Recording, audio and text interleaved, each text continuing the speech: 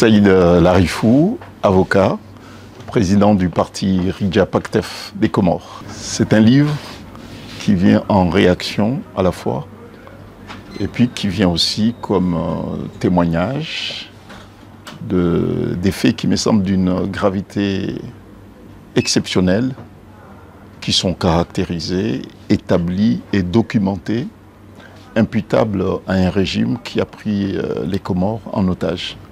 Notre pays, les Comores, l'archipel des Comores, fête cette année ses 50e anniversaire de l'indépendance. Bon, il m'a semblé important, dans la mesure où ces faits, ces crimes, puisqu'il s'agit de crimes économiques et puis d'assassinats politiques commis par un régime qui a l'ambition de s'éterniser au pouvoir, de poser ce livre témoin pour les générations futures, pour éviter à ce que des faits, ces crimes ne s'effacent pas, ne soient pas oubliés. Je pense que le temps est révolu où des dirigeants africains pensent qu'ils peuvent se maintenir éternellement au pouvoir avec, en commettant à la fois des crimes et puis en pensant que la population, parce que la population est maintenue sous la pression et puis dans la terreur, pensant que la population ne peut jamais s'approprier de sa liberté et puis de son destin. Donc c'est un livre qui vient laisser un témoignage des faits qui me semblent d'une gravité exceptionnelle. Je suis témoin de certains de ces faits, donc je ne peux pas, en tant qu'homme politique, en tant que patriote africain des Comores, faire comme si j'ai rien vu, comme si j'ai pas été témoin, comme si j'ai pas été témoin, voire même impliqué en tant qu'acteur politique par rapport à ces faits.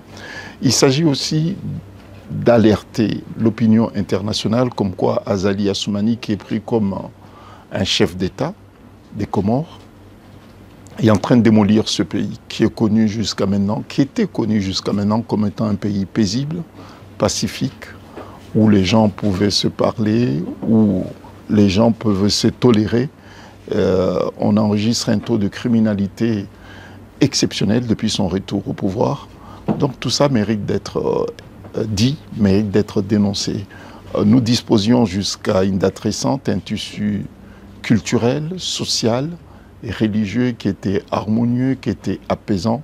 Tout cela, c'est complètement, Azali les a complètement démolis et c'est pour cette raison que je parle de la démolition d'une nation.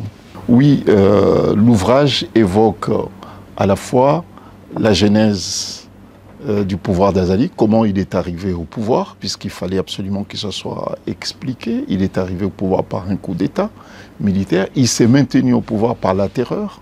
On parle aussi du fait qu'il a transformé l'État comorien à une entreprise familiale, puisque tous les membres de sa famille sont placés dans toutes les structures d'État. Il est lui-même le chef de l'État, son fils est son vice-président de fait. Il a attribué à son fils tous les pouvoirs attribués, dévolus au chef de l'État. Il y a sa fille également qui est le chef, qui est la représentante sur place aux Comores de la SECNA. Il a un autre fils aussi qui est le commandant de la gendarmerie. Il a son cousin qui est ministre des Affaires étrangères, etc., etc. Et les biens publics sont confondus à des biens personnels.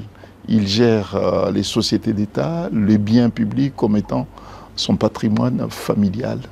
Les biens de l'État sont évaporés, certains ont été investis à l'étranger, dans des zones offshore. Tout ça, ça méritait d'être dit. Et puis, on parle aussi d'assassinat.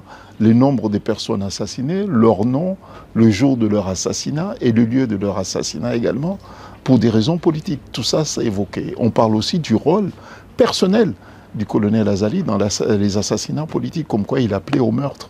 Tout ça aussi, c'est dans le livre. Et puis, on parle aussi de sa diplomatie. C'est une diplomatie complètement dépendante, c'est une diplomatie chaotique, c'est une diplomatie inefficace. Ça aussi, c'est une diplomatie suivie. Ça aussi, on parle de ça dans le livre. Et puis, bon, il n'y a pas que ça, il y a aussi l'espoir. le dernier chapitre évoque l'espoir. Le dernier chapitre évoque aussi une prise de conscience qui est lente, qui est progressive, mais qui est certaine. Et cette prise de conscience va inévitablement intervenir, va se structurer davantage pour mettre fin à ce régime dictatorial. Et j'en suis certain.